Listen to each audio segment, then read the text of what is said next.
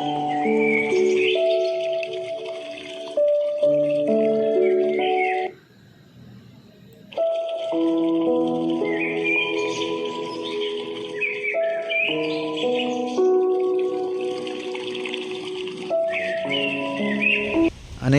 வணக்கம்.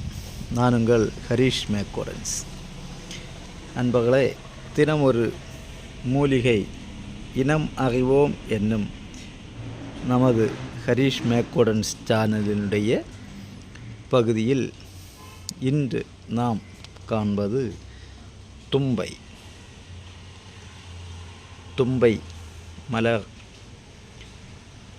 ஓணக்காலங்களில் ஓணப்பண்டிகை கொண்டாடும் பொழுது மிக முக்கியமான இடத்தை பெறக்கூடிய பூ தும்பை பூ. பிள்ளைகளெல்லாம் ஓடி ஓடி நடப்பார்கள் தும்பை பூ சேகரிப்பதற்காக. மானாவாரியாக கிடக்கும். இப்பொழுதெல்லாம் ரேராகி கொண்டிருக்கின்றது. தும்பைக்கும் சிவபெருமானுக்கும் ஒரு தொடர்பு சொல்லப்படுகின்றது. தும்பை ஒரு பெரிய சிவபக்தை. எல்லோரும் தனது தலை மீது தாங்கும் பாதத்தை தாங்கக்கூடிய சிவபெருமானின் தலை மீது தனது பாதம் பட வேண்டும் என்று ஆசைப்பட்டாளாம். அந்த ஆசை நிறைவேறாமல் இறந்து போக அவள் அடுத்த பிறவி இந்த தும்பை செடியாக அமைந்ததாம். தும்பை செடியாக அமைந்த அந்த பூக்களை பார்த்தால் தெரியும், ஒரு பாதம் போல இருக்கும்.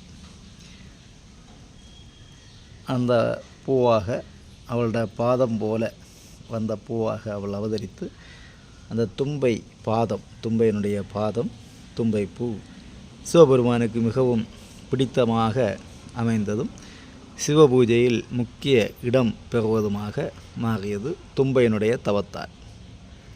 அப்படிப்பட்ட தும்பை இது பீனிசம் போன்ற தலைவலிகளுக்கு மூக்கிலும் காதிலும் 2-3 சொட்டுகள் விட்டோம் என்று சொன்னால் அதற்கு நல்ல பலன் கிடைக்கும். மற்றபடி பல மருந்துகளிலே துணை மருந்தாக சேரக்கூடியது. சாதாரணமாக நமது வாழிடங்களில் காணப்படக்கூடியது. மானாவாரியாக கிடக்கக்கூடிய தும்பை நமது பக்கங்களில் வாழும் மூலிகைகளை இனமறிந்து அவற்றை பாதுகாப்போம். மூலிகை இனங்கள் பாதுகாக்கப்பட வேண்டியவை.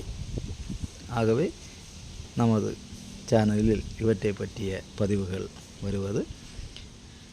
நமக்கு பக்கத்திலே நம்மை சார்ந்து வாழக்கூடிய மூலிகைகளை இனமறிவோம், பாதுகாப்போம், ஆரோக்கியமாக வாழ்வோம். வாழ்த்துக்கள். வாழ்க வளமுடன். லோகா சமஸ்தா சுகினோ பவந்து. வணக்கம். உங்கள் ஹரிஷ் மேக்கோடன்ஸ்.